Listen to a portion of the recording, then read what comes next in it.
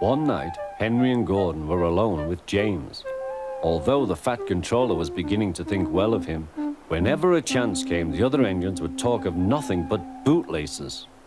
"Remember the time one had to be used to get you out of trouble, James," they would tease. James tried to get his own back, talking about engines who got shut up in tunnels and stuck on hills. But they wouldn't listen. "You talk too much, little James," said Gordon. "A fine, strong engine like me has something to talk about. I'm the only engine who can pull the express. When I'm not there, they need two engines. Think of that. I've pulled expresses for years and have never once lost my way. I seem to know the right line by instinct." Every wise engine knows, of course, that the signalman works the points to make engines run on the right lines, but Gordon was so proud he had forgotten.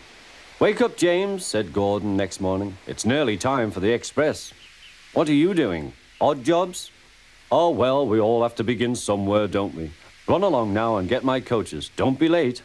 James went to get Gordon's coaches. They were all shining with lovely new paint. He was careful not to bump them, and they followed him smoothly into the station, singing happily, "We're going away, we're going away."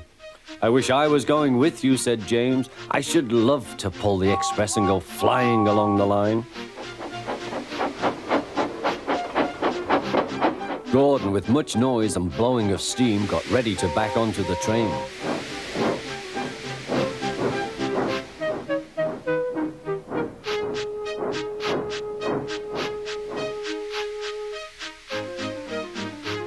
The Fat Controller was on the train with other important people, and as soon as they heard the guard's whistle, Gordon started. Look at me now," he puffed, and the coaches glided after him. "Poop, poop, poop, poop, poop. Goodbye, little James. See you tomorrow." James watched the train disappear and then went back to work. He pushed some trucks into their proper sidings and went to fetch the coaches for another train. James had just brought the coaches to the platform when he heard a mournful noise. There was Gordon trying to sidle into the station without being noticed.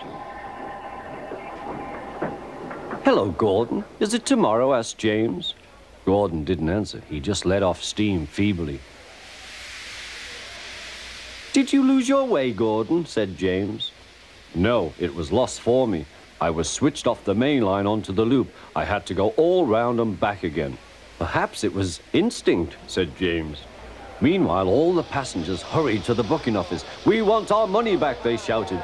But the Fat Controller climbed on a trolley and blew the guard's whistle, so loudly that they all stopped to look at him. Then he promised them a new train at once. "Gordon can't do it," he said. "Will you pull it for us, James?" "Yes, sir, I'll try." So James was coupled on and everyone got in. "Do your best, James," said the Fat Controller. Come along, puffed James. You're pulling as well, sang the coaches.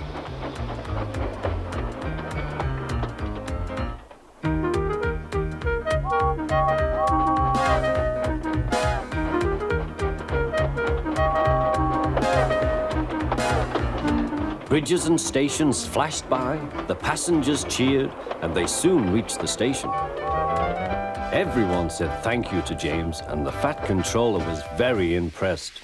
"Well done," he said. "Would you like to pull the express sometimes?" "Yes, please," answered James.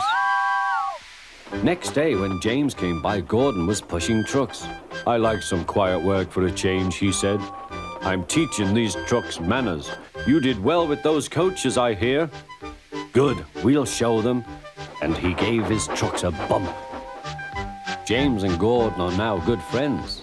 James sometimes takes the express to give Gordon a rest. Gordon never talks about bootlaces, and they are both quite agreed on the subject of trucks.